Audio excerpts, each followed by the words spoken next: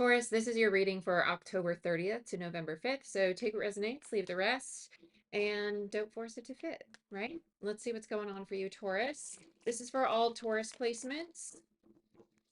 So just keep that in mind, and energies can be reversed, okay? Taurus, what you most need to know. What does Taurus most need to know for October 30th to November 5th, please, Spirit? I heard the system is changing. Six of Wands. I feel like you might be getting recognition in your work or from the people in your life. The system's changing, kind of feels more like community. You're getting a lot of sixes. Sixes are indicative of reciprocity. And then you have the Nine of Pentacles. Okay, this is going to highlight the part of you that may struggle to receive because you're actually getting into a really good place of finding stability, comfort, support, financial freedom. I think that a lot of you are going to start to feel this influx of confidence, and you might ride this wave for a little bit. And then the part of you that's like, oh my gosh, when's the sky going to fall? Might start to trickle in. Nine of Pentacles is actually a very positive card. It's a very um confident energy. It's very stable. It's very secure in who you are. And with the two sixes next to it, it tells me that the people around you are also supporting this version of yourself that you are now becoming. But this particular Nine of Pentacles, as you see, they look a little like down. It's just this particular deck. There's something about this energy being in this Nine of Pentacles. It's almost like, am I actually doing well? Or is it just like a temporary thing? Like, no, really lean into it. Lean into this joy because it's really going to benefit. I feel other people coming in now. It's really going to benefit you. So now we're going to look at the energies that are around you. This could be spirit. This could be actual people. This could just be supportive energies from the universe. Let's see. It feels very spiritual. Yeah, Two of Cups, which is my card of alignment, King of Wands. Okay, so this is highlighting the part of you that feels the need to prove oneself, or I'm not enough. Even though I'm doing great, I should be doing more. I should be doing this, or I should be doing that. It's getting to that place of just healing this part of you, and that's why this is being highlighted. Yeah, Empress. Beautiful. I love it. It's getting you out of this, I need to do in order to prove myself. You're learning to receive these accolades, right? You're learning to receive the fact that you've done the work. You've done the work and you're deserving of sitting in this moment and just receiving recognition, receiving wealth, receiving fun and play, abundance, all of that. Your overall energy is the King of Swords. Some of you might even be getting a promotion. This feels very work related, whether it's a promotion or a change in your career that allows you to feel more aligned with yourself.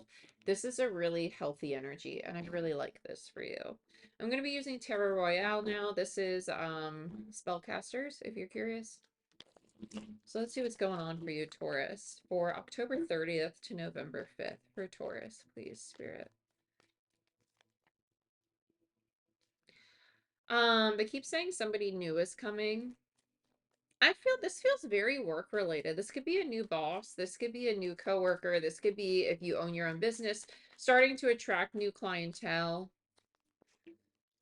Yeah, Six of Wands, clarified by the Six of Wands. This is validation for me as a reader that the channel message is correct when we get the same card in the same position. And they're both your first cards. This is a very potent time of victory for you, but the Six of Wands is also known as like the second deacon of Leo, right? So it's like you haven't won the war, but you've won the battle, right? And so it's basically saying to keep on going, and that's probably why you feel like I need to just like I still need to prove myself, but you don't need to prove yourself. You just need to like enjoy, reap your rewards, right? But also like keep sowing some seeds, baby. Like don't stop, like keep the momentum going until you know that like okay, like I'm really in the flow. This is my new reality. I don't need to worry about losing it. Yeah, Eight of Swords, and that's really what it comes down to. So swords rule the mind and intellect. And with the Eight and the Nine of Swords here, it tells me that there's a part of you that is fearful that you're missing something. Like, did I do everything right? Like, I'm moving forward. Everything seems to be fine. But with the Eight of Swords in reverse, there's this limiting belief that, like, oh my gosh, right? The nine minus the six here, these two cards, this gives you the Three of Swords, which is that heartache, that pain, that disappointment in self. And there's a part of you that needs to let go of that Four of Pentacles, because you realize it's just the internal like critic, right? It's the ego basically saying, hey, I feel you shifting into something new and it's unknown and unexpected. Even if it's really good, I'm scared to go into the unknown. So the ego starts to tell us these stories of like, oh my gosh, I don't deserve this, or they shouldn't, they're making a big deal out of nothing, when really it is something to celebrate. So allow yourself to celebrate your victories, regardless how big or small they are. Growth is growth, baby. Yeah. Four of Swords and the Two of Wands in reverse. I like this. Four of Swords is a very healing, calming energy. I think you're realizing that the opportunities that you're attracting, you're deserving of them. And it's time to silence the little voice that is telling you otherwise, of like, oh, am I getting cocky? Am I getting arrogant? No, like, you're deserving of this change. You're deserving of this new cycle. So allow yourself to sit in it. Allow yourself to bask in it.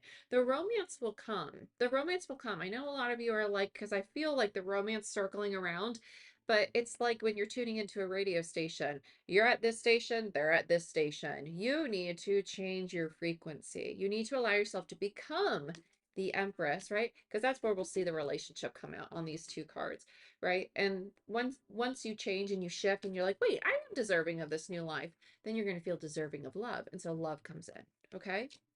It's just you're changing into the new self. That's all. So the universe is like, hey, I'm going to bring you the person you want, the person you need, or the healthy improvement to your relationship when you've got you, right? With the Sun in reverse and the Hermit in reverse, there's a part of yourself that keeps you small.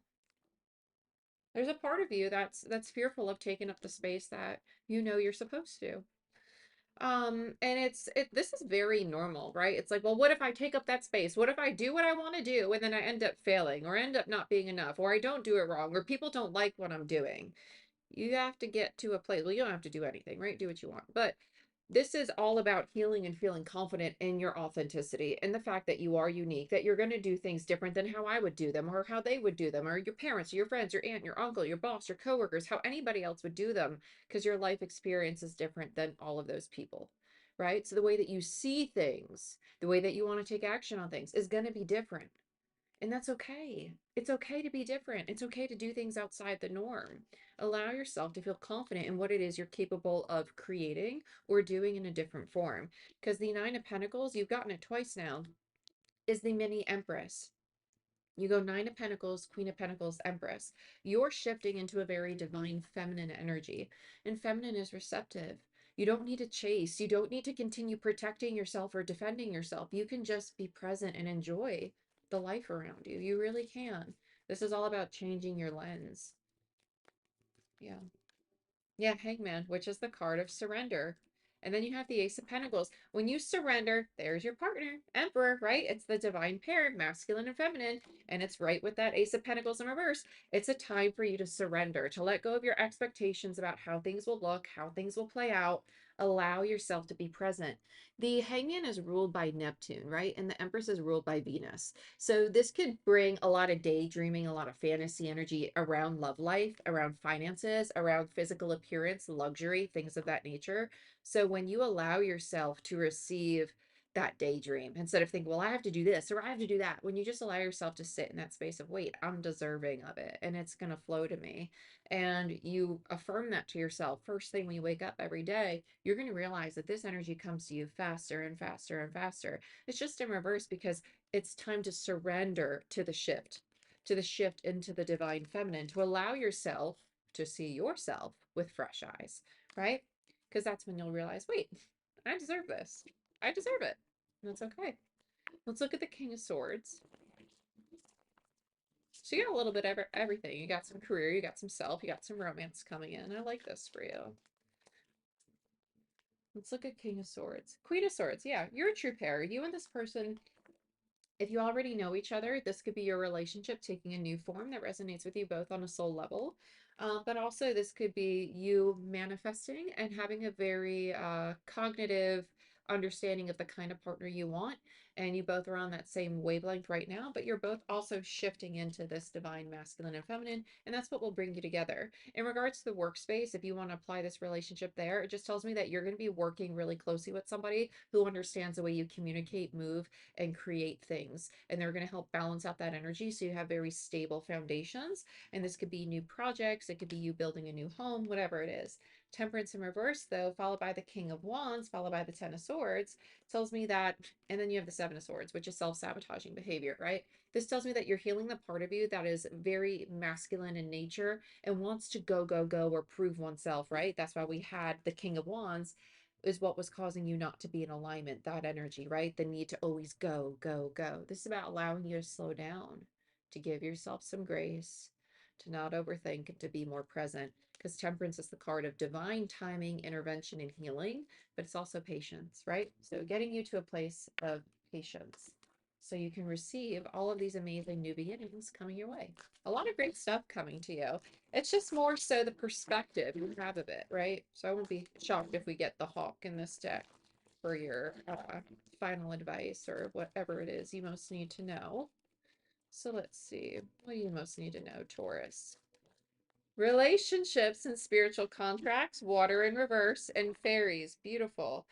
And inspired action in reverse. Yeah, so this tells me you might be taking action for the sake of taking action, which goes hand in hand with the reading, right? Allowing you to be more present in the here and now. Stop thinking so much and remember to play with fairies. And then we have flow in reverse, sorry, water in reverse, which is about allowing your emotions to flow, allowing yourself to cleanse your energy, right? Your emotional energy. It literally says, allow it to flow, let that shit go. Okay, so listen to it. It's very, very wise advice right there.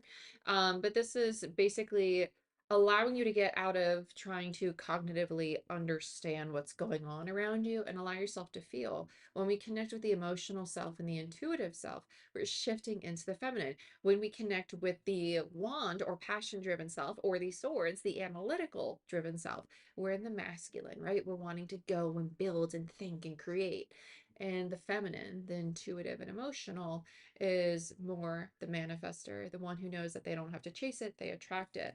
And that's why you have spiritual contracts and relationships here, rebalancing karma. So, rebalancing your masculine and feminine within yourself, and in turn, attracting partnerships and situations that mirror that very divine balance you are now creating in your life, whether you're aware of it or not.